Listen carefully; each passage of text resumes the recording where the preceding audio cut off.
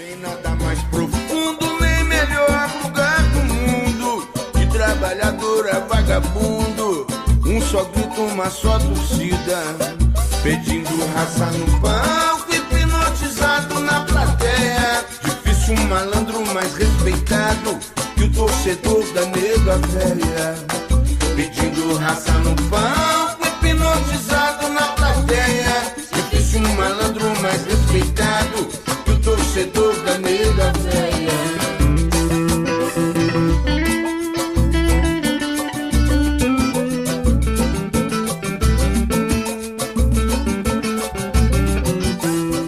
Ô Jailson, pra começar, cara, primeiro que é um prazer te receber aqui no MacaCast. E segundo, eu gostaria de saber, dessa vez eu vou mudar, eu sempre faço a mesma pergunta pra todo mundo que eu entrevisto, mas dessa vez eu vou mudar. Como é que começou, desde quando você é o gorilão da macaca, né? O cara que se fantasia ali, dança break, dança hip hop e tal. Quando que começou isso, ô Jailson? Satisfação, irmão. Primeiramente, queria dizer que a honra é toda minha aí. Cara, funcionou da seguinte forma. A Ponte ia ter uma ação contra a Red Bull, né, o time da Red Bull na época, e eles começaram a pesquisar alguns dançarinos, né? Foi em 2015. Eles começaram a pesquisar alguns dançarinos, e entre esses dançarinos o meu vídeo caiu na mão deles, né? Nessa pesquisa que eles estavam fazendo. Foi por meio de vídeos no YouTube e tal. E aí eles descobriram que eu era aqui da região. E aí eles entraram em contato comigo, né? E aí a ideia foi fazer só essa ação no jogo. Era para fazer só aquela ação, porque o mascote da Red Bull, ele dança, né? Então era para ser uma batalha, né? Do Touro Louco contra o Gorilão. Só que isso tomou uma proporção tão grande que a própria torcida começou a pedir que o próprio Gorila estivesse no próximo jogo, né? Que eles postaram o vídeo e deu uma repercussão muito boa. E nisso, cara, a torcida me abraçou, né? Geral se sentiu representado, e aí numa dessa eu tô lá até hoje, fazendo Gorilão. Maneiro. Felipe, bem-vindo ao MacaCast. Aí tua pergunta pro Jailson, que tá na sua escuta, ô Felipe. Obrigado, João. Obrigado, Jailson, por aceitar o convite aí. Um prazer falar com ele. Eu queria entender, cara, que é uma dúvida que eu tenho, porque a gente que tá ali na arquibancada, às vezes bate um sol ali, cara, que a gente não consegue malemar ficar em pé pra assistir o jogo. Como que você consegue manter esse pique, cara, dançando, pulando e agitando a torcida naquele calor, aquele sol de 40 graus? Cara, eu costumo dizer que dentro da roupa do gorila, qualquer inverno é verão ali dentro. Mas assim, é uma questão de você se adaptar, né? No início foi mais complexo, sim. Mas aos poucos eu fui entendendo qual era a forma que eu tinha que fazer a performance, o momento de respirar, o momento que você intensifica mais a performance. E o segredo é hidratar, cara. É hidratar. E fora a atuação, né, da apresentação que acontece, cuidado físico. Nem, por exemplo, agora eu acabei de vir da academia, então trabalho de fortalecimento. Tem todo um trabalho por fora, né, para quando chegar ali não dá ruim, senão de repente o gorila pode desmaiar no meio.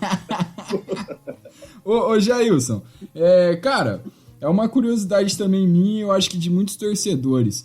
Como que funciona a sua preparação, Jailson? Só de, tipo, tem um jogo da Ponte, sei lá, hipotético aí, um sábado às 4 da tarde, vai. Você chega, tipo, que horas? Você se fantasia ali aonde? No estádio? Você já chega, acho que não, né? Fantasiado. Como é que funciona, assim, a rotina ali durante um jogo da Ponte? Cara, no mínimo, eu tenho que chegar 2 horas antes. Caraca. Sempre 2 horas antes do jogo. Né? Dependendo da ação, tem que chegar um pouquinho antes ainda, antes de 2 horas. Então, faço um trabalho de aquecimento, né? Dependendo do que vai acontecer.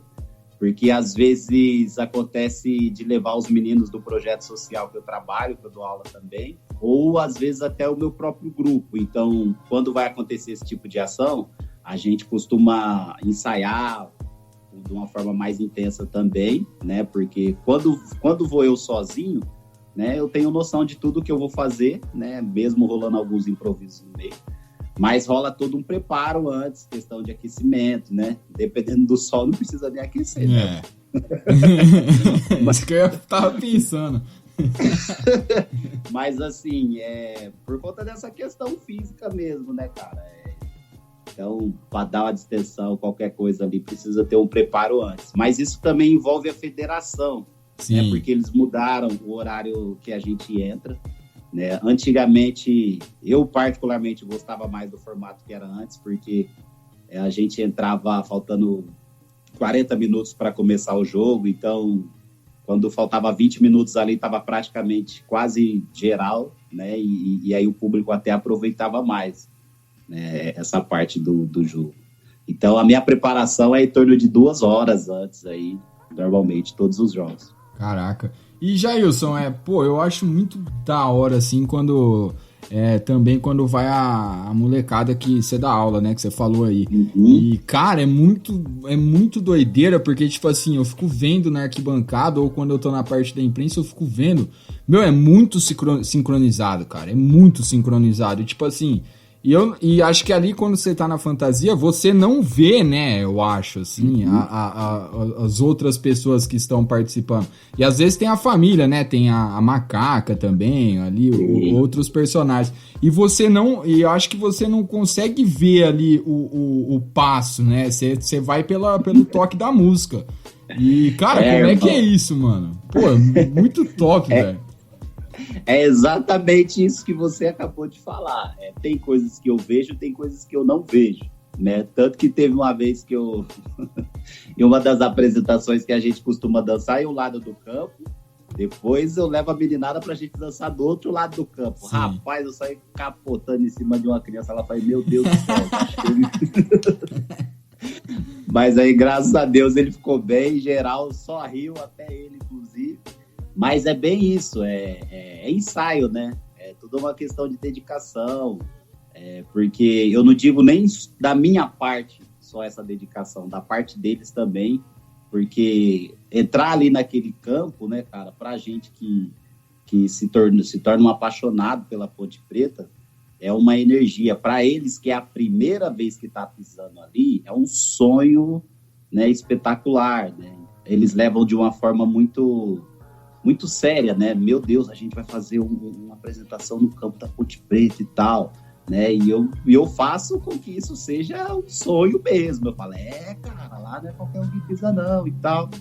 E aí eles criam maior expectativa, né? E aí eles falam, a gente tem que fazer certo, a gente tem que acertar tudinho. Então, isso já junta uma série de coisas. Você consegue trabalhar disciplina, né? Você consegue trabalhar diversos valores com a apresentação que a gente faz ali com eles, que esse é o intuito do projeto, né? E tem uma questão, a criança, né, acho que tem uma certa idade, quem vai saber isso é minha mãe, que é pedagogo, mas eu sei que tem até uma certa idade, elas acham que o animal ali, o bicho, né, o bicho de pelúcia é de verdade, saca? Tipo, aquilo realmente existe. E eu acho que você deve passar muito por isso, né, Gels? Quando você vai ali na arquibancada vestido de gorilão e tal, a galera realmente acha que é o gorila, né? Irmão, é demais. Eu acho que essa é uma das melhores sensações, né? É uma das melhores sensações. Eu vivo o extremo das duas coisas. A criança, todas as crianças eu percebo que elas gostam do gorila, elas amam, mas tem aquelas que amam o gorila de louco. Eles amam, eles são fãs, nossa, que legal e tal, mas quando chega muito perto, e tem aqueles que gruda mesmo, né? Então, eu acho que uma das coisas muito positivas que eu vejo desse lance da criançada se apegar tanto ao gorila assim, é ver alguns discursos de alguns pais falando que os filhos, que eles acabam indo no estádio em alguns momentos só para ver a parte do gorila, porque o filho fica falando, pai, vamos ver o gorila, vamos ver o gorila, vamos ver o gorila. Eu confesso que eu fico muito feliz quando eu descubro isso. E aí tem o outro extremo, né, também, que ao mesmo tempo é uma coisa muito louca, né, que eu sou contratado para fazer um personagem, que é o gorila, mas que automaticamente foi algo que tomou a minha vida de uma forma estrondosa, porque as pessoas hoje me conhecem sem a roupa do gorila. Né? Então, eu vejo, de verdade, é um carinho, cara, que eu não tenho nem palavras, porque são poucas pessoas que fazem esse trabalho que são reconhecidas fora da roupa do gorila, né? Sim. Desse caso. Então, tipo, é muito legal quando eu chego no estádio, ver a recepção da galera, né? O pessoal que reconhece ali, e às vezes, inclusive, quando tá andando na rua, é uma loucura, cara. Muito legal. Eu imagino, e cara, você falou um negócio que é um ponto, antes de até passar pro Felipe também, que tipo assim, a criança, né, acho que até uns 10 anos ali, cara, na maioria das vezes ela não quer nem saber do jogo, né, ela quer saber de alguma outra coisa que acontece no estádio, né. Então acho que querendo ou não, Gels, você consegue ser o motivo daquela criança às vezes virar ponte pretana, começar a ir no estádio, se apaixonar pelo clube, né? Porque, tipo assim, pô, tem o gorila entrando com uma bandeira, manja, de mastro ali, correndo, dançando. O gorila fala com você, vem tirar foto e tal. E, cara, pra isso, num estádio assim, é o que a criança curte, manja. Tipo, o jogo pra ela é o de menos, né? É isso, né? É que a criança tem aquele momento dela acreditar nas coisas que o pai acredita, né? Então, tipo assim, tem muitos que são ponte pretano porque viu isso nas características do pai dela, né? Então, chega lá, eles veem esse outro lado, sem dúvida, eles se apegam. Tem umas histórias muito legais, cara, que você falou de se tornar ponte pretano e tal. Tem muitas histórias dessas crianças que acabam se tornando ponte pretanas. A mais engraçada que eu vivi foi um aniversário que me contrataram para ir e os caras colocaram uma criança, um pai colocou a criança com a camisa do Guarani para dar aquela provocada, né? Para causar aquela intriga. Sim. E aí o que aconteceu? Na hora que eu entrei, a criança dos caras ficou mais feliz até do que a ponte pretana e me abraçou e Mudou, virou a casaca. Eu falei, isso daí se converteu, isso aí já... Pô, o pai deve ter ficado feliz com você, Rogério. Rapaz. Deve ter a minha foto com dardos Nossa senhora. Mano, essa foi muito engraçada. E aí a galera fez uns vídeos dando zoom na cara da criança. Tá louco, imagina a cena, tá maluco. Ô, Felipe, tua pergunta aí pro Jailson. Eu ia falar um pouco ainda sobre a preparação, né, que você comentou aí, que você chega 2 horas antes, né, tem o aquecimento, tem tudo. Além disso, você se preocupa em saber um pouco mais sobre o jogo que vai ser, se vai ser um jogo mais tenso, se vai ser um jogo em que a torcida vai estar mais tranquila, como que tá a relação com a torcida naquele momento do jogo, assim, pra você, sei lá, preparar uma abordagem diferente, ou você mantém o astral sempre lá em cima e seja o que Deus quiser. É mais ou menos isso, é mais ou menos a última frase aí. Mas só um momentinho que tocou o telefone. Pode, tranquilo.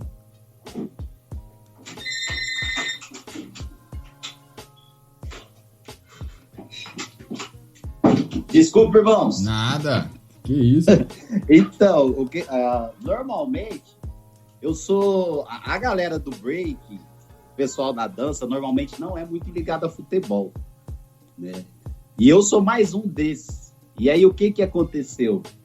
Eu sou literalmente aquela frase que a torcida muito repete. A gente nem gosta tanto de futebol, a gente gosta mesmo é de Ponte Preta. Eu sou o resumo disso aí, cara. Né? Porque o que eu costumo acompanhar é sempre com quem que a Ponte vai jogar, né? E sim, lógico, eu me preocupo sempre com a situação. Minha mãe é até estranha, porque eu não assistia nada sobre esporte, né, relacionado a futebol. E hoje, assim, eu sou, vamos se dizer, praticamente um viciado. Porém, só quando é Ponte Preta.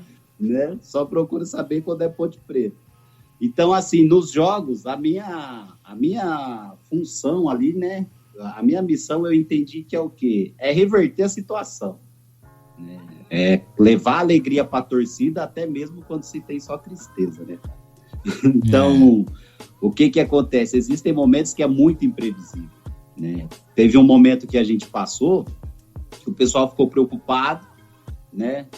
que assim, eu também fala, cara, tá um clima desse, o time nessa situação, eu vou ficar dançando e tal, o pessoal vai achar até que eu tô tirando onda.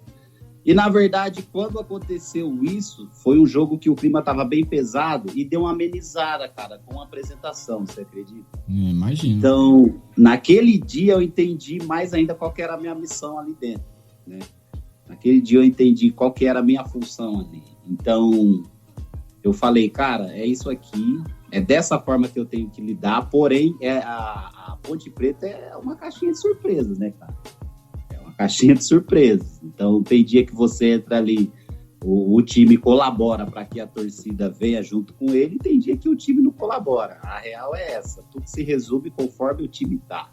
Né? Então, é tudo muito imprevisível. Sim. Inclusive, por exemplo, quando se fala de improviso, isso envolve até a previsão do tempo. Quando chove. Verdade. Quando chove, por exemplo, eu costumo dançar. Aí todo mundo já fala, nossa, a roupa é pesada. É a pergunta que eu mais respondo. Nossa, tá quente aí, hein? Nossa, essa roupa é pesada. Nossa, tá quente aí. Eu vou fazer até um som com isso. E quando chove, a roupa fica mais pesada ainda. Então, por exemplo, teve um dia que esse dia foi inesquecível para mim, que choveu e ficou aquelas poças d'água no campo. E eu falei, cara, o que eu vou fazer aqui agora? Mano, eu saí correndo, né? E foi justamente até para jogar mais direta para a situação que estava acontecendo, né? Eu fingi que tinha colocado uma touquinha, pulei na poça d'água lá e fingi que estava nadando. E a torcida foi a loucura. Não, doidaram. Enlouqueceram. Falei, é isso, tem dia que não dá para dançar, vamos nadar aqui. Ué, tá certo. Ô, Jair, se tem a parada também, né, de, cara, que tipo, pegando esse gancho que o Felipe falou aí, às vezes vem outros mascotes, né? Acho que antigamente até vinha, né? Tinha um encontro, assim, dos mascotes e tal. E eu lembro uma vez, cara, que a galera... Tipo assim, eu queria te perguntar até sobre isso. Como é que é em derby? Porque derby é todo aquele clima, né? Hoje em dia o mascote do Guarani não sobe mais, né? Não vem mais o índio. Antigamente, acho que eu até lembro que ele vinha, né? Mas hoje em dia não vem mais. Mas, tipo assim, a torcida tá naquela pulsação, assim... Tipo, no jogo normal é numa intensidade 6. No derby é intensidade 18, manja. É uma intensidade lá em cima. E aí, tipo assim, cara, é toda aquela tensão, aquela provocação e tal. Tem que ter uma mente forte também pra, tipo, acho que às vezes você não cair ali na provocação de provocar os caras e tal, tipo, ou se for brincar com algo assim mais ameno e tal. Tem esse lado psicológico também, né? Tem sim. E aí é uma parte que entra o hip hop, né? O hip hop, ele me lapidou nessa questão de trabalhar justamente o temperamento em diversas situações, porque, por exemplo, quando eu estou participando dos campeonatos, eu tenho que ter esse mesmo psicológico. É um pouco parecido com essa pressão de uma competição quando se trata da Ponte em um derby. Mas quando eu competindo com alguém, então eu tenho que saber lidar com essa questão de provocar, o jeito que o cara vem para cima, como que eu vou revidar. E o meu estilo dentro da dança, que cada dançarino tem um estilo, né? O meu foi sempre meio que nessa base da brincadeira, só que ao mesmo tempo a gente ataca, né? Só que é aquilo, você tá ali, a diferença de um ambiente pro outro, que ali rola palavrão, é dedo na sua orelha e tal, e pô. Só que eu torno a dizer que eu sou muito privilegiado, que eu pouco passei isso na Ponte Preta, viu, cara? Pouco passei. Porque a torcida fica lá do outro lado do adversário, né? E às vezes acontece, inclusive, até dos caras curtirem, do adversário curtir. Mas é aquilo, dependendo do time, por exemplo, um derby da vida, se os caras estivessem ali, ia atacar, dá certo. Só que aí é o psico de falar aqui, mano, aqui é Ponte Preta, tô aqui pelos Ponte Preta e já era. E você já foi, tipo assim, acho que já, né, Jair, assim, como visitante, assim, não só no Brinco, mas em outros estádios, assim, acho que a Federação Paulista faz muito isso, né, em Campeonato Paulista, de ir em Sim. outros estádios e tal. Acho que no brasileiro não tem tanto isso, mas aqui em São Paulo aqui já tem mais um pouquinho dessa questão do mascote, né? Tem uma experiência que foi marcante para mim, cara. É uma das melhores dentro da Ponte Preta, que foi quando a gente foi lá no Itaquerão, lá dos caras lá. Porque ela foi marcante em que sentido? Que tentaram barrar a minha entrada lá. Caraca. Foi no campo, tentaram barrar a minha entrada, mas aí o pessoal do marketing foi super inteligente e a gente bolou uma estratégia, porque, enfim, foi aquele Ponte Corinthians que teve, os caras estavam na semifinal, e aí o que aconteceu? Os caras tinham visto uma matéria minha no Globo Esporte, uma semana antes. Então tinham falado, pode entrar, só que quando eu cheguei lá, os caras falaram, não, esse gorila não vai fazer graça aqui não. Esse gorila não vai vir fazer graça aqui não, porque, se eu não me engano, parece que o presidente tinha assistido a matéria. E aí, na hora que falou que era o gorila mesmo, oficial, que ia estar lá, deu esse buchiche, né? E aí, o que aconteceu? A gente bolou uma estratégia ali, né? A federação já tinha admitido, podia entrar, só que os caras queriam que eu fosse lá e só saudasse a torcida e tal, né? E aí a gente fingiu que ia só saudar, né? Aí você fez a festa. Nossa, quando os caras moscaram, é que é aquilo, né, mano? Visitante ali, os caras colocam Corinthians, e volta, e aquela esfirrinha da ponte, lá do cantinho. Né? Falei, mano, é lá mesmo que eu vou. Na hora que eu entrei no campo, eu saí foi correndo lá pros nossos. Saí a milhão, aí já cheguei, já dancei, saudei a torcida, pulei pra lá, pulei pra cá. Aí sabe aquela minhoca que eu faço? Sim. Quando eu tava fazendo ela, ao mesmo tempo eu olhei pra frente, tava vendo o cara da federação correndo. Tipo, não. E eu falei, enquanto eu fazia o movimento, eu falei, e agora? O que eu faço? E eu fazendo o movimento. Eu levantei, olhei pra cara dele, apontei, fingi que ele era meu amigo, abracei e a gente saiu como se fossem os melhores amigos do campo. Sim. E aí, resolvido. E essa, pra mim, eu falo que foi muito especial, porque foi um dos momentos que eu mais recebi mensagem do torcedor da Ponte Preta falando que se sentiu representado, falando que, mano, é isso mesmo, tamo junto, enfim.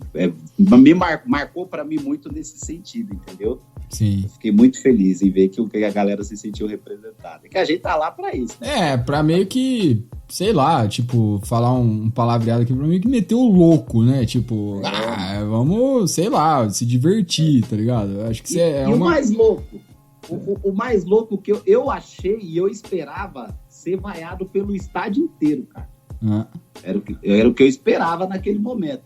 Eu não escutei uma vaia, você acredita? Cara. Acho que mascote é diversão ali, né, velho? Então. Não é que um tem, negócio da hora. É que sempre tem uns ignorantes. Tem. Do lugar, né? Isso aí não falta, velho. Isso aí é o que mais tem no mundo, aliás. O Felipe, e aí, Felipe? Mais alguma pergunta aí pro Jailson? Sim, falar um pouco também que o Jailson, ele é profissional, né, de dança, né, ele é professor, tem um projeto, né, compete em campeonatos e acho que alguns anos atrás, né, você chegou a disputar o Mundial, né, de hip hop, né, o seu grupo, né. Como que foi essa experiência, assim, de ir lá pra fora, dançar? Eu vi alguns vídeos, né, que o pessoal divulgou até no seu Instagram, né? Depois você fala aí seu Instagram pro pessoal seguir. Tem alguns vídeos lá que você já compartilhou. Como que é essa sensação, cara, de viajar o mundo fazendo a sua arte? Cara, é sonho, né? Você acabou de tocar aí num dos maiores sonhos da minha vida, né? São coisas assim que eu sou muito grato a Deus por todas essas coisas, né? Então, normalmente a galera que vem com esse histórico de danças que rola nos locais urbanos, periferia e tal, a gente tem pouco acesso, né, a esses lugares, a fazer uma viagem para fora do país, né, é mais limitado, vamos dizer assim, né? A gente tem pouco fomentado isso nas periferias. E a arte foi algo que que super fomentou isso dentro de mim, né? Essa vontade de estar em um campeonato mundial um dia, de representar meu país por meio da dança. Só que quando eu era criança, né, adolescente, o meu sonho era só dançar, né? Estar em um campeonato aqui, um campeonato que fosse de brincadeira, era muito surreal para mim. Então, quando eu participei do primeiro campeonato, né, que era o Paulista, que foi aqui em Hortolândia, inclusive, que aí meu nome começou a rodar, por conta desse evento, começou a rodar em São Paulo, ali para mim já foi algo absurdo, surreal. E aí depois teve outra situação que eu consegui chegar no campeonato nacional, aí daqui a pouco a gente conseguiu chegar de um campeonato nível América Latina, campeão América Latina, e até que ganhamos a eliminatória para o Mundial e a gente foi representar o Brasil, né, na Alemanha, nesse que passou aí, nesse vídeo que foi divulgado pela Ponte Preta. E ali eu estava assistindo, eu estava vivendo algo que eu assistia, né? Era inalcançável para a gente, assim, naturalmente falando. Então, quando você pisa em um palco lá do outro lado do mundo, né, você olhava para o chão, aquele adesivo, né, escrito Battle of the Year, que era o nome do evento. Um evento que existia há mais de 30 anos, e você tá pisando ali representando seu país, é algo surreal. E aí, então, foi tudo de uma forma muito especial, porque a gente foi e o Brasil nunca tinha conseguido passar para o top 4, top 6, que é quando você passa para as batalhas, né? Que todos os grupos fazem uma performance e depois são selecionados 6 grupos para batalhar. E a gente foi o primeiro grupo na história a fazer isso. Então foi um caminhão de coisas ao mesmo tempo, assim, que gerou inúmeras emoções, assim, né? Em geral. E aí a gente entra na mesma conversa que eu acabei de falar há um pouco tempo atrás. E o quanto você tem que trabalhar o seu psicológico, porque quando o MC anuncia all the way from Brazil, meu Deus, as pernas chegam a tremer lá do outro lado do mundo, né? Porque é o Brasil inteiro que está te acompanhando aqui, a cena da dança inteira está acompanhando a gente lá do outro lado do mundo. E quando anuncia que a gente passou para as batalhas, é ter o psicológico de falar, mano, ainda tem essa outra etapa. Como você é o primeiro, é tudo muito novo, né? Então, é isso, cara. Hip hop, Deus proporcionou essas coisas aí para mim que eu ficaria 3 horas falando sobre esse assunto aqui com vocês. E ô Jair, tu é de Hortolândia? Eu sou de Sumaré. Ah, né? sim. É que esse campeonato foi aqui em Hortolândia. Sim. Só que a dança, esses campeonatos, quando eles acontecem, poucas pessoas que são fora do meio da dança, eles ficam sabendo, né? Então você vai em um campeonato aqui em Hortolândia, às vezes vai ter gente do Brasil inteiro, o evento vai estar lotado. Mas o cara da rua de cima não sabe o que está acontecendo. Sim, sim. Entendeu? É. Então, o que acabou fazendo eu ficar conhecido na cena da dança nessa época pelos lados de São Paulo é porque tava geral aqui em Hortolândia, que foi em 2007, cara. Ah, da hora. Eu moro perto também de Hortolândia. Moro quase na divisa, né, teoricamente, com Hortolândia. E, cara, você falando do hip hop e tal, eu tava até, às vezes você posta alguma foto e tal, eu vi que você tem uma foto com o Cocão, né, com o Ed Rock. Sei. E o hip hop sempre teve essa ligação, assim, bem parelha, né, com o rap, né? Até em Hortolândia tem um dos grupos que eu adoro, assim, de rap, que é o Face da Morte, né? Que, cara, os caras explodiram. Uma lenda, né? Os caras explodiram. Em Campinas tem o Sistema Negro também, que também explodiram também, não é? Na cena nacional. Dinossauros do rap, né? E, cara... Inclusive, tudo Ponte Pretano, viu? Tudo Ponte Pretano. Tem até o clipe lá, né, do Verão na VR, que é a galera tudo com a camisa da Ponte. Numa cena lá, aparece eles com a camisa da torcida jovem e tal. E, cara, tipo, pra quem escuta, assim, pra quem gosta, né, tipo, escuta, sei lá, 105 FM, Espaço Rap e tal, você percebe ali que tem uma ligação muito forte com o hip hop, né, que inclusive tem até programas que fazem só essa pegada mais do hip hop, né, do algo mais gringo e tal. Como é que é essa ligação, Gelson? Como é que começou assim? Você começou a falar, cara, curto essa música, quero ouvir isso, tal. Porque é uma mensagem que, tipo assim, mano, vem mais da periferia, representa mais uma parcela gigantesca da sociedade, fala da rua, fala Fala dessas coisas, né? Aí tem o hip hop e tem o rap. Como é que começou, assim, essa sua ligação com o hip hop, com o rap, com a dança? É que na verdade, é uma coisa só. Né? Sim. Que, assim, foi por meio do rap, né? Mas ali, tipo, cultura hip hop, ela tem os 4 elementos, que é o break, o DJ, o MC, que no caso vem o rap nessa condição, e o grafite. Só que eu acho que praticamente todos os dançarinos de breaking, normalmente o primeiro acesso que tem à cultura hip hop é pelo rap, né? Pelo menos no meu caso foi isso.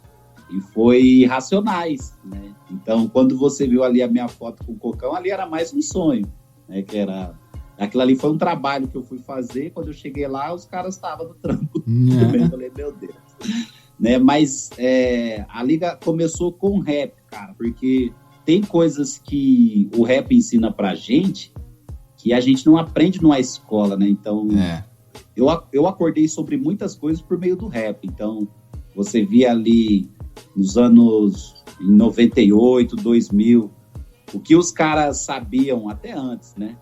Dos anos 90 ali, o que Racionais já sabia em relação à mídia, em relação a coisas que era perigoso a gente acreditar, que precisava tomar cuidado, eu acordei tudo com o rap, cara. Tudo isso que me ensinou foi o rap, né? Teve muitas coisas que eu não aprendi na escola, eu aprendi com rap. E você via que tinha a ver com o que era para estar acontecendo na aula de história. Tinha coisas que era para estar acontecendo na aula de geografia. E eu acabava aprendendo escutando rap. Né? Então, inclusive o próprio rap ele acabou me acordando sobre a situação da educação do nosso país, né? Então, eu comecei ali pelo rap, me apaixonei pelo ritmo, e depois eu descobri que existia uma dança, né? Na época, o pessoal chamava de lagartixa. A lagartixa na palma. É verdade, toca até hoje essa aí na 105. É o clássico, né? Só que aí tem um estilo de dança que chama lagartixa.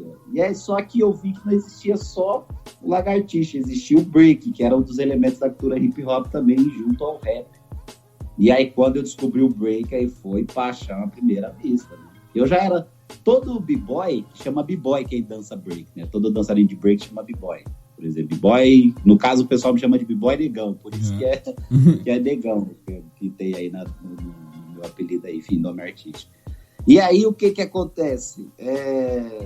Todo b-boy, cara, ele sempre é meio louco, assim. Eu sempre fui um cara que gostei de pular das alturas, ou empinava de bike, sempre tava nas loucuras, assim. Ia dar nisso, ia dar em alguma coisa radical, né?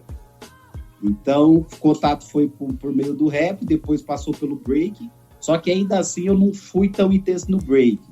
Tinha a galera que eu andava junto aqui, que a gente fazia umas manobras de bike, a gente só fazia manobra se tivesse um som tocando, né? E foi com esses mesmos caras que eu andava de bike, o Marcão, que me apresentou o break. E aí chegou uma hora que eu fiquei tão intenso no break, que era ou break ou a bike. E aí eu escolhi o break. E numa dessa foi a melhor escolha que eu fiz na minha vida. Sim. E, cara, o que eu tipo, vejo assim, já às vezes é que, sei lá, até gostaria que você explicasse, tal, pra galera entender. Que a galera, tipo assim, pensa que, pô, hip hop só tem gringo, manja, tipo, não tem Brasil e tal, não tem, tipo, hip hop brasileiro e tal. E tem, né, cara? Tem. Mas como é que é essa questão também do hip hop nacional, né, da dança nacional? Ou é um negócio mais voltado, assim, as músicas, assim, são mais internacionais, ou, tipo, não tem muita diferenciação sobre esse quesito? Então, é que a questão aí, cara, é que, por exemplo, a dança hoje, ela tá em um nível no Brasil, o break tá em um nível no Brasil, que evoluiu muito, né, em termos de eventos, os grandes eventos que tem pelo Brasil. Por exemplo, eu cheguei em uma geração que tinha a oportunidade de ter um campeonato que, se você ganhasse a eliminatória, você ia para fora do Brasil. Uhum. Né? Mas os caras que lideravam o meu grupo antes, né, a primeira geração do meu grupo, eles não vivenciaram isso. Né? Então, isso cresceu muito. Então, a dança ela está muito ligada assim, às coisas que acontecem lá fora. Né? Então, por exemplo... A gente que, quando você chega em um nível que dá para competir a nível mundial, a gente tem que estar ligado no que está acontecendo no Brasil, mas o que está acontecendo lá fora também, né? E às vezes o pessoal não sabe tanto sobre a cultura, e é comum, né? Por gostar de outros estilos, de gostar de outras coisas, mas assim, hoje o hip hop ele vive para, vamos dizer, a melhor fase, na minha opinião, no país, e a pior ao mesmo tempo, né? Que a evolução trouxe algumas coisas um pouco... se perdeu no meio do caminho, né? Algumas informações, né? Então, eu costumo falar pra galera que o meu privilégio é ter sido lapidado pelos caras que vivenciaram o final da década de 80 e a de 90 e os anos 2000, né? E aí eu fui lapidado por esses caras. Então, os valores que a cultura hip-hop pregava naquele tempo, eu carrego muito eles comigo até hoje, né? Sobre respeito, sobre esse lance de paz, união, amor e diversão, que é os lemas do hip-hop. Então, quando eu falo para você que as letras que eu escutava naquela época, ela me educava, hoje, infelizmente, tem muitos grupos que conseguiu atingir um nível financeiro dentro do rap surreal. Os caras são ricos, né? Coisas que, assim, outros grupos como o RZO, o próprio Sistema Negro, entre outros, eu diria que não chegou em um nível financeiro igual os meninos têm hoje, né? Os caras são literalmente ricos com rap. Mas você vai ver as letras, cara, você não aproveita nada, né? Então, eu acho que eles se preocuparam muito só com a diversão e esqueceu desse lado que o que pega ali a meninada da periferia, o que pode educar eles é uma boa letra também. Uma boa letra vai fazer com que as pessoas acordem em relação a muitas coisas. Então, eu acho que, não vou generalizar, mas alguns rappers esqueceram desse cuidado. Sim. Então, você vai ver recentemente algo que não jamais iria acontecer. Por exemplo, tem uns meninos que fizeram uma música agora com a Anitta, né? Então, tipo, onde a gente veria um artista desse patamar conhecido no sentido de ser conhecido no Brasil inteiro, fazendo parceria com um rapper há um bom tempo atrás? E hoje esse tipo de coisa acontece. Só que aí eu fui ver a letra, misericórdia. Era algo que, pelo alcance que... tô entendendo o que você quis dizer, porque, tipo assim, se você pegar na década de 80, 90, até o início dos anos 2000, a música chegava pelo rádio, né? A gente não tinha Spotify, não tinha Deezer, tava começando a internet e tal, mas o YouTube surgiu depois e tal, então não tinha essa parada. Então, tipo assim, até é algo até bastante legal e tal, e, cara, eu sou muito fã do DJ1, do Fábio Rogério, desses caras assim que... Aí é a raiz. Que começaram assim, tipo, pô, lá atrás, assim, o espaço rap na 105, e, mano, causava, até tem o lema, né, pô, causando eco em São Paulo, porque, tipo, realmente tu causava um eco em São Paulo, né, todo mundo parava pra escutar. Mas chegava pelo rádio, né? Tipo assim, pô, você escutava, sei lá, Fórmula Mágica da Paz. Onde que uma rádio vai tocar uma música de 10 minutos, saca? E, tipo, tocava. Manja. Entre outras, né? E tocava. 3 músicas dos caras é meia hora. Meia hora. E tocava, tipo, falando de violência policial. Tinha Lei da Periferia também, que tem 9 minutos, né? Do Consciência Humana. E tantas outras, né? E, tipo, chegava pelo rádio. Hoje, né, tu tem aí uma visibilidade maior. Você tem o Instagram, você tem o Facebook, você tem o Twitter, você tem o YouTube. Então, tipo, você alcança mais gente, só que não aproveita isso. Você acha que é uma linha, tipo assim, de que a galera não curte mais aquelas letras que eram de antigamente, o que eu duvido muito, porque, tipo, até hoje reverbera, sei lá, galera, até hoje é difícil você ver alguém que não conhece Vida Louca Parte 2 do Racionais, por exemplo. Então, tipo, acho que ainda a galera curte. Ou você acha que é mais a galera que não tá lançando um produto pensando assim na rua, tá lançando um negócio mais, tipo, lançar chiclete pra grudar na mente da turma, grudar na mente da molecada aí de escola e tal, e tipo, não tô nem aí com o que tá acontecendo nas ruas. Qual que é a linha que você vai hoje, Ailson? Cara, assim, eu sou o tipo de pessoa que eu acho que tem que acompanhar a evolução, sim. Eu acho que as coisas mudaram.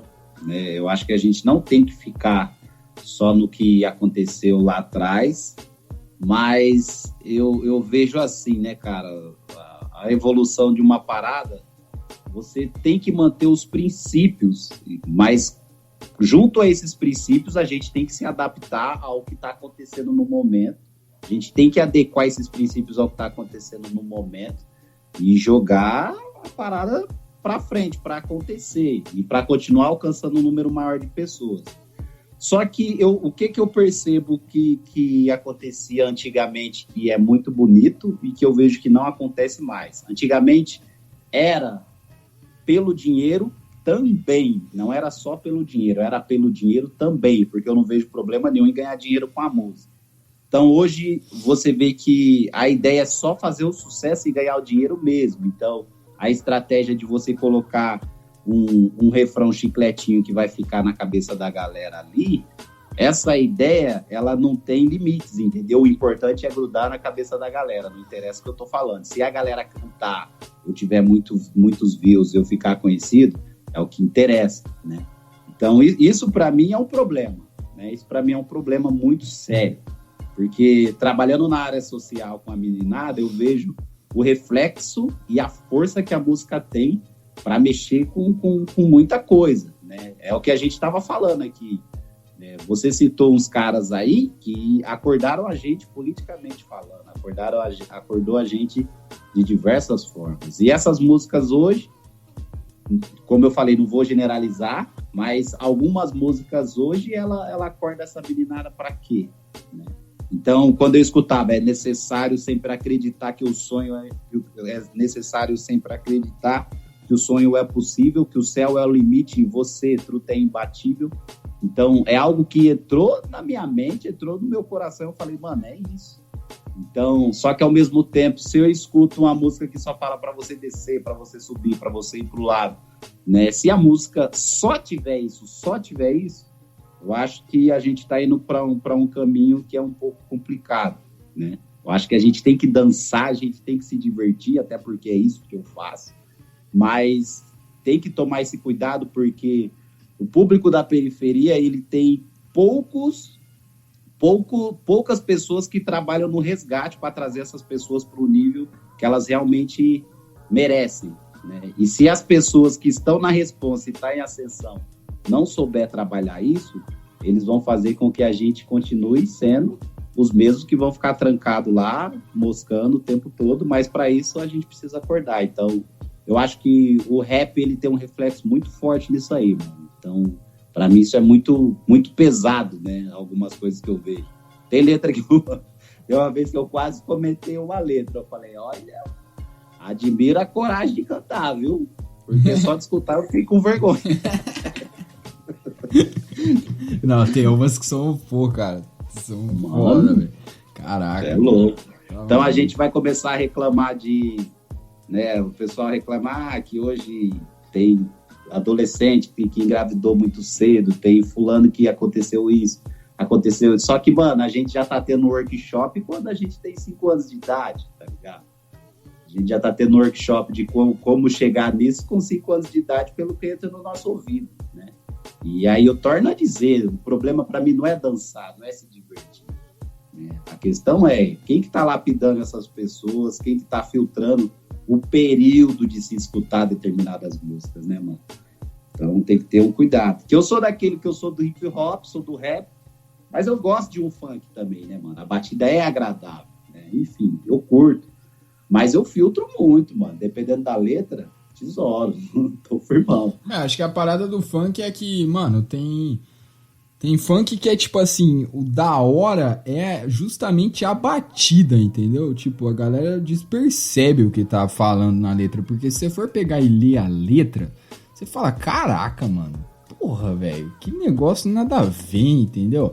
Mas, tipo assim, a batida é o da hora. Eu acho que é por isso que toca em balada. E, tipo, não, mano, hoje em dia toda festa toca, né? Isso que é... E aí, mano, por causa, eu acho que é por causa da batida ali, entendeu? É uma inteligência bem forte ali em quem fabrica essa batida, cara. Aí a gente caiu exatamente no que você tinha comentado, né? No refrão chicletinho, a estratégia, Só que os caras são bons, mano. Os caras são bons, eles sabem o que vai pegar o ouvido da galera. A batida do funk, mano, é incrível, cara. É incrível. Eu, particularmente, gosto muito. Né? Só que aí a gente cai, a gente tem que tomar o cuidado, senão a gente volta lá no que acontecia em 90, né? Porque o que passava na TV também era bonito, era da hora, era muito louco. E aí a gente caía em um golpe monstro, né? E ficava lá, panguando. E hoje acontece a mesma coisa, só que por meio da música. Sim. E aí a gente vai para um assunto que vai longe, né? Os revolucionários de internet. Mas aí tem tempo. Fala aí, ô Felipe. Não, eu só queria aproveitar que tocou no assunto do funk, e é uma dúvida que eu tenho, porque tem a cultura do b-boy, né, que vem do hip hop, né, o rap, tendo o rap como base e tudo mais, e tem uma cultura que vem também do funk, que é a cultura do passinho, né? Aí eu queria saber se a cultura do passinho, ela tá dentro dos elementos do b-boy, ou se é um outro tipo de dança, um outro tipo de movimento, porque eu vi assim que já tem em alguns campeonatos aí, em alguns concursos de break e tal, eu já vi que tem bastante b-boy utilizando, né, do passinho e tudo mais, e é muito diferente do que é visto aí fora, né, no meio. Eu queria saber se o Jailson, ele entende que esses dois elementos se completam, assim. São duas coisas diferentes, mas eu diria que eles se completam por ser uma dança que acontece nos mesmos lugares, vamos dizer assim, quando se trata de periferia, né? Mas os campeonatos, por mais que eles sejam em lugares diferentes, por exemplo, o campeonato de break é um campeonato de break, o de passinho é o de passinho, mas ambos visitam, né, os eventos ali de cada estilo. É que aí a gente entra numa linha muito fina que existe, por exemplo, a gente fala break, mas existe vários outros estilos de dança que o pessoal confunde também com break. Por exemplo, tem um estilo que chama popping, quando você faz aquelas ondinhas com a mão, que é uma movimentação que tem umas contrações com o corpo. Muita gente chama isso de break, mas chama popping. Aí tem locking, que é outro estilo. Aí tem outro estilo que a gente chama de hip hop dance. E aí é uma loucura, existe vários estilos, né? Por exemplo, quando você vê o cara fazendo algumas acrobacias, saltos mortais, normalmente isso são as características do break. Mas falando do passinho, quando você fala de funk, também hoje tem o nome de funk, mas lá nas antigas, né, o original funk mesmo era o que o James Brown fazia. E aí veio pro Brasil, soul, né, teoricamente. Isso, exato. Esse é o original funk. Quando veio pro Brasil, e o que a gente chama de funk hoje teve uma influência do estilo que chama Miami Bass, né? E aí o pessoal começou a chamar de funk, que no começo chamava de rap também. Enfim. Até a batida hoje... era mais ou menos, se você for pegar do MC Marcinho, esses caras aí das antigas, assim, que eu vou esquecer o nome agora da pegada do funk, mas era como se fosse uma batida do rap, assim, um pouquinho mais... É como se você colocasse uma velocidade 2.5, manja. Tipo, vai aumentando a velocidade. Até tinha uma letra da hora, né? Se você for pegar pra ver assim no funk. Era uma letra, pô. Era umas letras... caminhava com rap, né? Caminhava lá. Tipo aquele funk do Silva, mano. Era só mais um Silva, que pô, era uma pegada bem bastante parecida com rap, cara. Aí, indo pra parte do passinho, que o Felipe comentou, cara, o passinho é extraordinário, né? Por exemplo, aquilo ali é surreal a forma que o brasileiro consegue mexer o corpo, né, cara? O passinho, ele tá sendo copiado, para você ter noção, os dançarinos da França, os dançarinos de fora, chegaram a vir para cá pesquisar para usar. Os meninos que dançam para a Beyoncé lá, o Les Twins, aqueles dois irmãos gêmeos, caraca, já chegaram a usar. E o legal é que é uma dança que é aqui do Brasil. Eu perguntei o passinho exatamente porque eu vi recentemente um vídeo deles em que eles fizeram eles estavam dançando e tal, não sei o que, e no meio da performance eles usavam o passinho. Sim, sim. Em geral, vários europeus estão usando, né? Que eles são da França, esses meninos aí.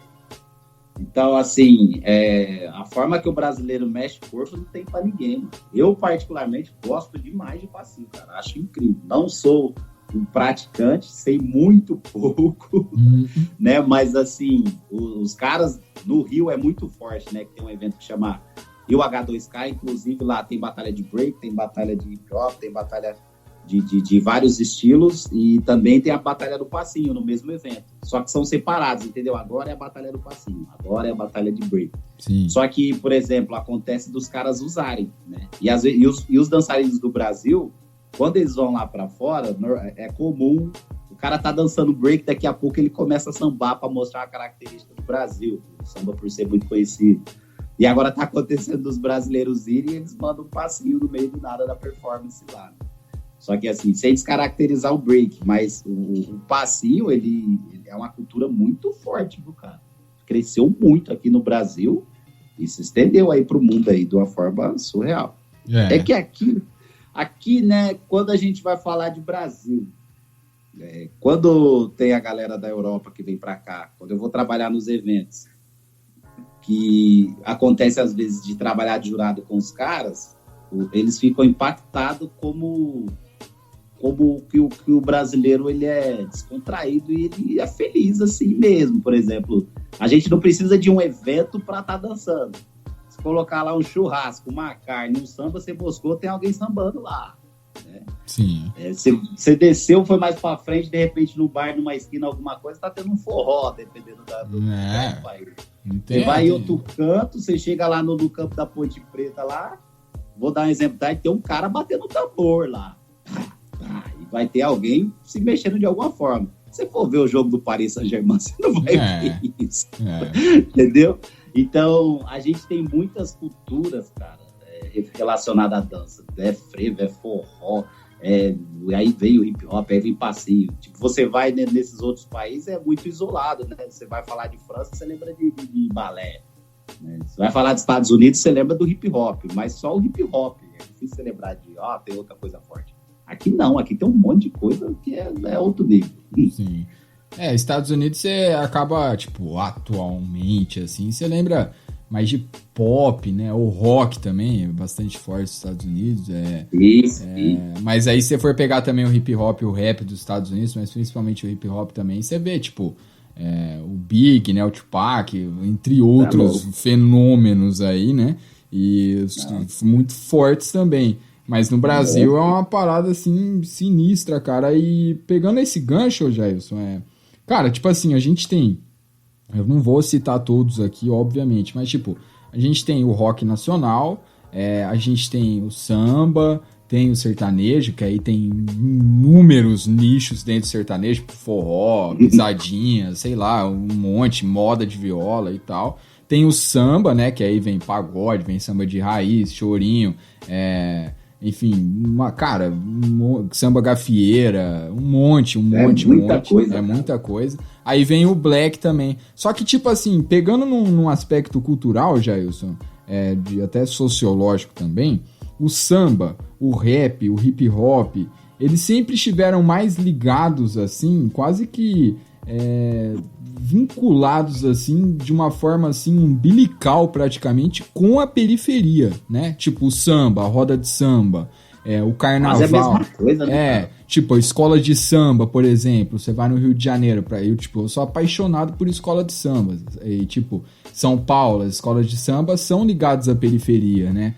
No Rio de Janeiro, nem se fala então, né? Tem muito gringo que vai no carnaval e, tipo, mano... A hora que os caras falam, mas onde fica a quadra? Fica na comunidade e tal. Os caras desacreditam, manja, não imaginam.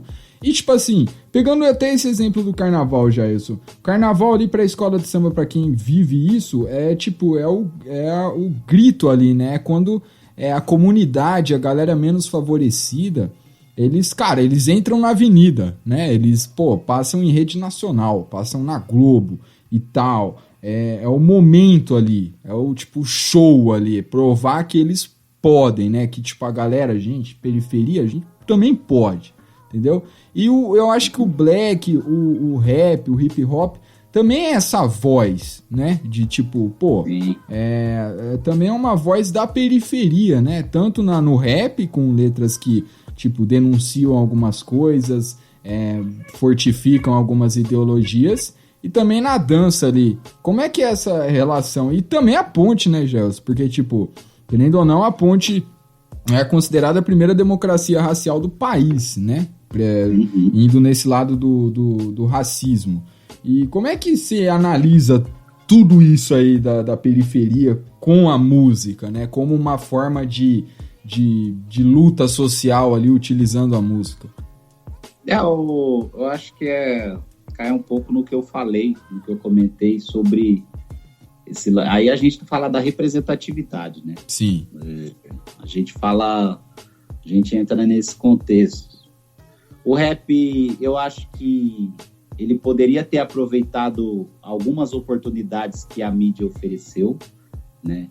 Hoje tem algumas pessoas que super aproveitam isso, mas eu acho que na década de 90, eu acho que faltou o pessoal tirar um bom proveito disso. Mas você não acha que foi uma parada também ideológica dos caras? Tipo assim, pô, a gente tá contra o sistema. Então a gente não vai lá, manja. Porque eu acho que às vezes eu vejo muito isso, manja. Tipo, o cara não vai, sei lá, no Faustão, porque, tipo, não, a gente é contra o sistema, manja. E o cara... Eu acho que... Eu também concordo contigo. Perdeu muitas oportunidades, mas... Eu acho que os caras, sei lá, meu, às vezes eles fizeram isso assim, tipo, pra, não sei, ir contra o sistema, mas aí não sei se foram muito contra o sistema. Não sei, bom pensamento. Eu acho que é o excesso, né? Porque na minha filosofia, o que eu levo? Por exemplo, eu trabalho hoje em vários lugares, né? Do Gorila da Ponte Preta, trabalho com artistas, né, que é reconhecido na cena nacional, e não são pessoas só do contexto do rap. Mas o que eu penso? O que na minha opinião, eles deveriam fazer, né? E o que eu vou falar não é nem certo nem errado, é minha opinião. Eu acho que você pode estar desde que você não se corrompa, porque quando você tem essas portas abertas, você tem a oportunidade de alcançar um número maior de pessoas, mostrar aquilo que você carrega de bagagem e abrir os olhos de mais outras pessoas, mas sem você se corromper, né? MV Bill foi um cara que fez isso. Sim, bem lembrado. MV Bill, inclusive, no próprio Faustão, quando ele foi lá, ele foi bem criticado, mas tem um momento que ele, assim, ele tem os posicionamentos dele ali dentro, independente do que os caras, algumas pessoas via ele como inimigo, sem se corromper, né? Não sei o que aconteceu depois, enfim. Mas a minha visão é, todas as vezes que eu tenho oportunidade de estar em algum lugar que é relacionado à mídia, eu sempre faço um filtro e pensando o seguinte, mano, eu não posso corromper os meus valores. Aí quando eu falo meus valores, vai desde a parte espiritual até a parte relacionada ao hip hop, como cristão, né? Então eu penso que, eu tenho meus valores são esses, e tem propostas que eu aceito, tem propostas que eu não aceito, né? Então, e tem lugares que, chama para rolar uma entrevista, algo do tipo. É a oportunidade que eu tenho de ser a voz dessas pessoas que não têm voz, entendeu? E aí eles acabam perdendo essa oportunidade de fazer isso, né? É minha opinião sobre esse assunto. Eu acho que seria uma força maior que ainda teria para falar sobre essa questão. Sim. E a questão agora voltando lá na pergunta, né, no que eu tinha falado antes, a questão desses movimentos serem voz, né? Como é que você vê isso na periferia? Exatamente, cara. Eu vejo que isso é muito importante, cara. Vejo que isso é muito importante, porque a gente, infelizmente, quando você vai falar, vamos trazer para esse lado, eu não vou nem falar do negro, né, em específico, né, porque eu vou falar da galera da periferia em geral, né, e nisso eu já incluo também os negros, né, aqui quem fala é o negro também, então, enfim. Então, eu diria que é muito importante toda essa galera ter voz, é muito importante ter cultura dentro das quebradas, ter projetos onde fomenta a arte, para que essas pessoas sejam outros representantes que vai vir substituindo outras gerações, tá ligado? Porque quanto mais a gente ter pessoas na periferia que consomem arte e que conseguem se tornar profissionais da arte, né, a gente vai ter mais pessoas tendo voz no lugar onde poucas pessoas, infelizmente a gente ainda não tem tantas pessoas, né? E automaticamente a gente vai conseguir expandir isso, porque a gente vê, que nem quando você citou do carnaval, tem gente que tá ali, tem gente que vai passar naquele momento ali na Globo, mas no outro dia o cara tá com a lata de concreto das costas, né, mano? Ou, de repente, ele tá ali fazendo um trampo que não tá relacionado a toda aquele, como que fala, status que é mostrado ali, né? Então, de repente, o cara sai de uma situação que ele está sendo ovacionado e, de repente, ele, volta na realidade. É tipo aquele documentário na Netflix dos 10 anos, depois de Cidade de Deus. Sim, pô, da hora isso, hein? Exato. Então, eu faço muito essa reflexão. E o que faz essas pessoas não viverem da arte? Elas ter só um momento de status, mas depois não dar continuidade em algo que, de repente, elas poderiam continuar sobrevivendo de algo relacionado àquilo. A falta de ter projetos que fomente essa questão da importância da arte, a importância de você levar a cultura para as quebradas, né? Então, eu acho que isso é muito complexo, porque, por exemplo, eu sou arte educador, né? Mas quem é da área da educação, né, você tem uma mãe pedagoga. A gente sabe que, infelizmente, a remuneração dessa galera é uma vergonha. A remuneração da galera que trabalha na área da educação é uma vergonha. Então, automaticamente, faz com que as pessoas que poderiam ter o compromisso de levar a arte para a quebrada, de repente, receber por aquilo, né? Faz com que outras pessoas, de repente, nem queiram ser aquilo, né? Vou querer ser um cara que faz o que esse cara faz para passar esses perregos que esse cara passa. Também tem muito isso, né? Que na periferia tem muita gente que é comum, né? A galera brilhar o olho com o carrão, com a motona. E às vezes a galera vai falar, eu não vou conseguir ter isso fazendo o que eu faço, né? Então, é uma das coisas que eu procuro fazer também, cara. Mostrar que é possível sim, porém, a gente vê uma limitação, né, relacionada a isso. Porque se eu fosse viver só do meu salário que eu trabalho como arte educador, né, de fato, né, muitas coisas que eu consegui ter na vida eu não teria. Sim. Eu acho que a galera... Isso não dá pra generalizar, mas também não dá pra falar que é uma minoria. Mas, cara, tem uma boa parte aí, um volume bem considerável de uma galera que não... Principalmente dos governantes também, né, cara? Que não, tão nem aí pra cultura, manja. Cultura, exato. Sei lá, pra que serve cultura, tá ligado? Então, assim, se você pensar no carnaval... O carnaval virou uma parada, às vezes, que ideológica, e aí não tenho nada contra questão de religião, mas, virou uma parada ideológica, carnaval é coisa do mal, tá ligado? É coisa do demônio, manja, não tem que ter. Mano, se você for pegar pra ver, sei lá, a renda que gera o carnaval do Rio de Janeiro é um negócio astronômico, tá ligado? Muita coisa, bilhões, manja. O carnaval de São Paulo são bilhões de reais, manja. Isso movimenta a economia. Mas aí pegam num lado ideológico, manja. É igual quando tem disso, já teve, né? Você, como coreógrafo, deve ter ficado sabendo que, tem algumas danças, algumas coreografias, algumas representações no carnaval, sendo específico, que elas mexem com um certo público, né? Quando, uma escola de samba retrata algum ambiente político, ou quando uma escola de samba retrata o Jesus mendigo numa cruz, manja, um negócio que, reverberou pra caramba, manja, deu uma puta de uma treta isso aí na internet e tal. E, cara... Nossa, isso aí deu o que falar. Acho que foi a Gaviões, cara, que representou isso. Teve também a Mangueira falando disso aí. Teve aquele que ninguém esquece, né, que foi a cruz Não sei que ano que foi, cara, mas foi uma cruz coberta por um saco plástico, né? Porque foi proibida de passar na avenida. Então tem essa questão ideológica e a galera, tipo, acaba vendo... Acho que você deve sentir isso, né? Tipo assim, pô, cultura, pra quê? Pô, isso aí não serve pra nada. Tipo assim, rap, coisa de marginal, igual a gente já ouviu muitas vezes. Funk, coisa de marginal também.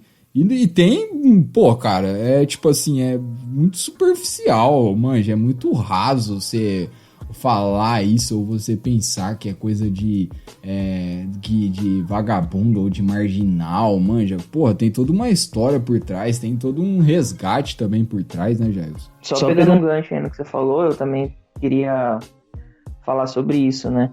Porque se ele percebe, assim... uma má vontade da sociedade em geral com os movimentos da cultura hip hop, né, os movimentos que nascem da periferia. Porque, por exemplo, citando mais um exemplo do samba, até o final da década de 50, começo da década de 60, o samba era considerado crime no Brasil. Você tocar cavaquinho na rua, você podia até ser preso, né? Tanto é que no Rio de Janeiro existe o tradicional samba da vela, né? Eles acendiam uma vela, fazia a roda de samba. Quando a vela apagasse, todo mundo corria para casa porque era a hora do toque de recolher, a hora máxima que podia tocar samba na rua, senão você ia para cadeia, você ia ser preso por vadiagem, coisas do tipo. E são culturas que são predominantemente da periferia, que vem, né, do povo, vem da quebrada e coisas do tipo.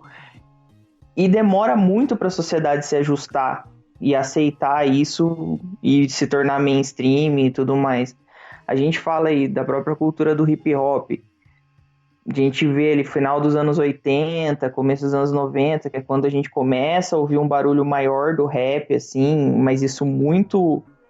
Quem vai atrás de procurar, quem vai ouvir, né, 105 FM, quem vai trocar fita pirateada na escola e coisas do tipo para ouvir um pouco do rap, para chegar no que a gente tem hoje. Hoje a gente tem o rap já mais disseminado, né? Uma cultura mais aceita. A gente vê até em trilha sonora de novela, a gente já viu rap. Você vê assim que são quase 30, 40 anos para que a sociedade passasse a entender isso como uma forma de expressão de arte. Isso vem do contexto que a gente vive, né? Do país que a gente vive, que como você citou, né? O carnaval foi transformado numa coisa estigmatizada pela religião, a sociedade costuma jogar à margem tudo que vem das comunidades. E como que é lidar com isso no dia a dia, né? Para ele, como um profissional do hip hop, como que é lidar isso no dia a dia para tentar dissuadir o pensamento das pessoas sobre toda a cultura e todo o contexto que tem o hip hop. Isso foi desde sempre, né? Esse lance de ser ignorado, vamos dizer assim, né? Eu não falo nem eu ser ignorado, eu digo fazendo parte, eu falo do hip hop ele ser ignorado de certa forma, porque teve muitas pessoas que eles acabam resumindo o rap em uma frase, e para quem conhece o rap mesmo, sabe que o rap ele vem contando uma história, mas de repente, no meio da letra ali, ele vai ter um palavrão, e a pessoa só lembra daquele palavrão, quando na verdade o cara tá vindo num contexto contando uma história de um cara que passou por uma situação, naquele momento ele xingou, pô! E no final vai falar que o cara venceu na vida porque ele passou por isso, passou por aquilo, tá. E aí muita gente acabou tendo esse comportamento que você acabou de citar, Felipe. Muita gente teve esse preconceito também por conta disso, né? Muitas pessoas marginalizaram o hip hop nesse contexto por julgar as pessoas pelo jeito que elas se vestiam também, né? Você colocar que o cara que se veste de um determinado estilo, ele é ladrão, ele não é trabalhador, e aí já associa isso ao hip hop, e aí o pessoal coloca na cabeça que toda a galera daquela cultura são marginais, são pessoas que, enfim, que rouba, que faz isso, que faz aquilo, quando na verdade é um grupo que está preocupado totalmente com o oposto disso, né? E aí a gente entra também em uma linha um pouco fina que eu torno a dizer, da geração de agora, que faz com que algumas pessoas acabem falando, realmente eu estava certo, olha o que esses caras cantam, que porcaria que é essa, né? Porque dependendo do rap que estourar hoje e ele viralizar no Brasil, dependendo da letra, eles reforçam esse tipo de pensamento. Hoje estourou o tal do poesia, né? Poesia acústica. Exato. E aí ele acaba reforçando esse tipo de pensamento, que é muito triste pra gente. O meu posicionamento em relação a isso é sempre reverter essa situação, né? E em alguns momentos não me colocar. Eu acho que o problema, tudo que é muito extremo é embaçado. Eu acho que tem a galera que se coloca assim como coitado e tem os que realmente passou o perreco, mano. Tem os que realmente passou por uma situação complexa e tá ali, ó, mostrando que, graças aí, ó, se Deus usasse a cultura para ter essa cultura, eu não estaria aqui onde eu tô, fulano não faria isso, fulano não fazia aquilo.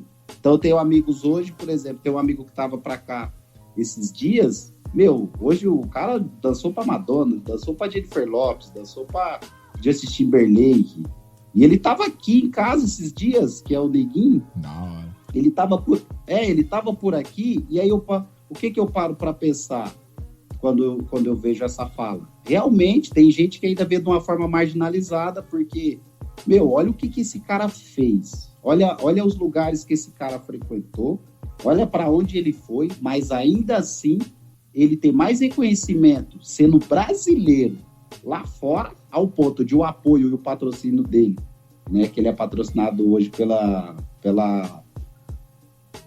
empresa de energético lá de fora, né? Ele tem um contrato com o pessoal, mas ele tem esse reconhecimento porque o pessoal lá de fora reconheceu esse talento dele, né? E o cara é um monstro. E realmente, pelo pessoal olhar desse olhar que, tipo, isso aí é algo que é de marginal, é algo que resgatou a vida do cara. É algo que fez o cara ter um outro patamar de vida por esse contato que ele teve com a cultura, né? O Neguinho, os canais de televisão tá fazendo live com o cara, os canais de televisão lá do outro lado do mundo entrevistando o cara nos talk shows, tá ligado? E aí eu fico olhando e falei, e os talk shows do Brasil para entrevistar essa galera? Então tem muita gente que tem um trabalho que era para ser muito mais reconhecido do que já é, né? O que a gente fez, por exemplo, na Alemanha é algo que marcou a história da dança, né? Não marcou a história do hip hop, marcou a história da dança. Então, no cenário da dança, teve uma repercussão. Só que isso era algo que poderia ter a mesma repercussão quando o Brasil tem um título, né, muito importante relacionado ao próprio futebol. Só que aí a gente está falando de uma coisa que está bem distante. Né? Mas você parar para pensar, vou dar um exemplo, né?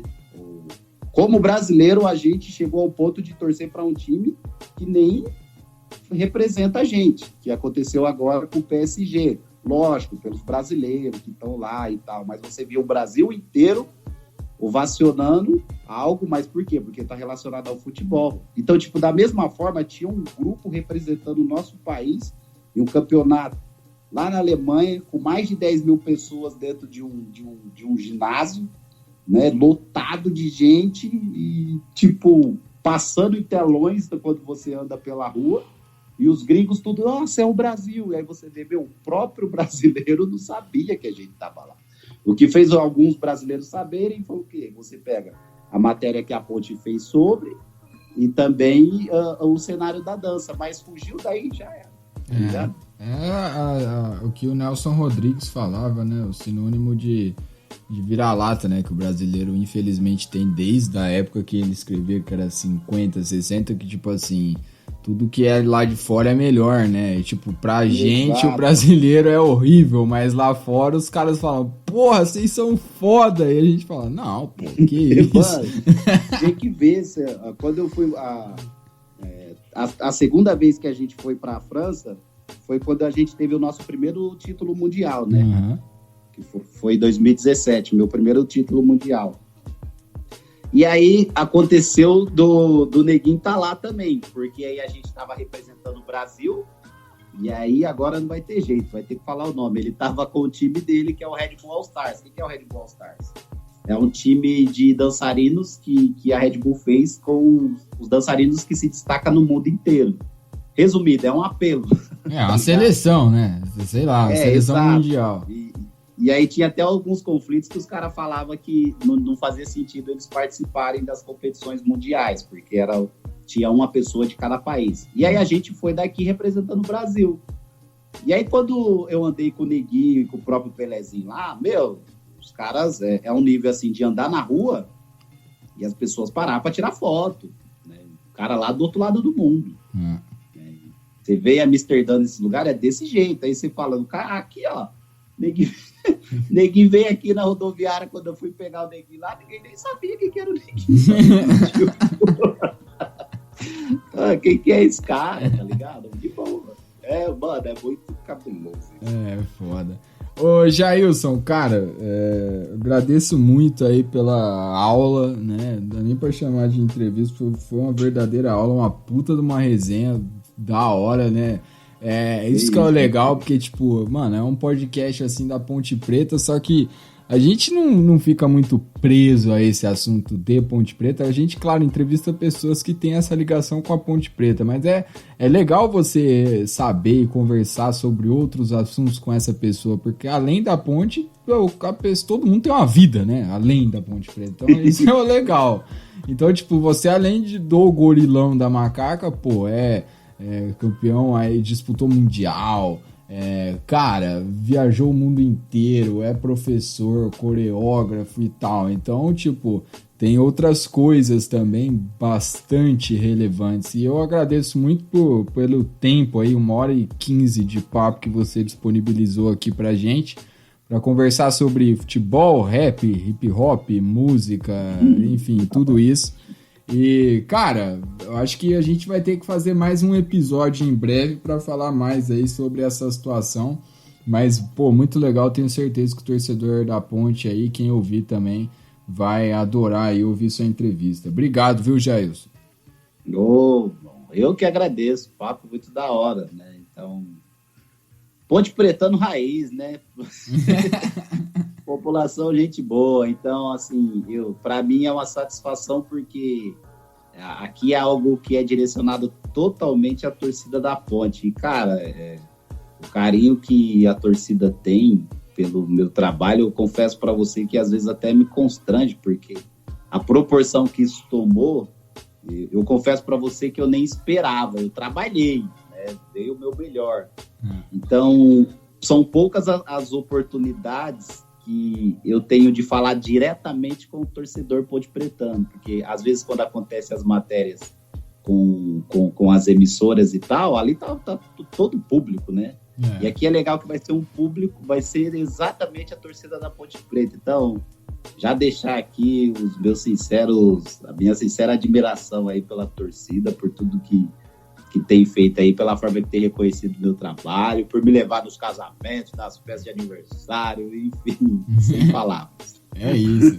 E que depois da pandemia tá online de novo, né? Pode chamar aí pra festa, casamento, o que quiserem aí, o Jailson faz. E o Jailson, só pra não deixar passar batido, cara, pra galera que quiser acompanhar o seu trabalho, eu sei que você tem a página no Facebook e tem um Instagram, é isso?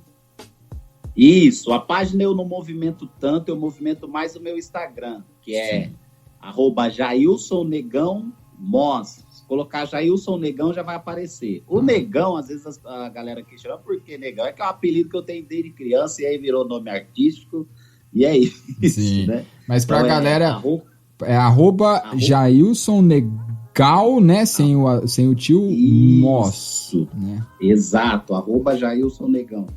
Aí já vai aparecer lá. Boa. E pra galera que ainda assim, a hora que eu postar esse episódio aqui, você vai lá na página do MacaCast, que aí eu vou mencionar, vou colocar o @ aí do Jailson para que você siga ele aí, fique por dentro aí das competições, das lives, enfim, das fotos e tudo mais que o Jailson faz. Jailson, um abraço para ti, muito obrigado pela resenha e até uma próxima. Tamo junto, meu irmão. Satisfação. Deus abençoe. É isso.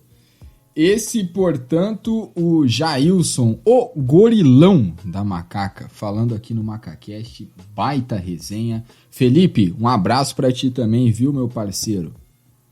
Abraço, João. Pô, resenha de altíssimo nível.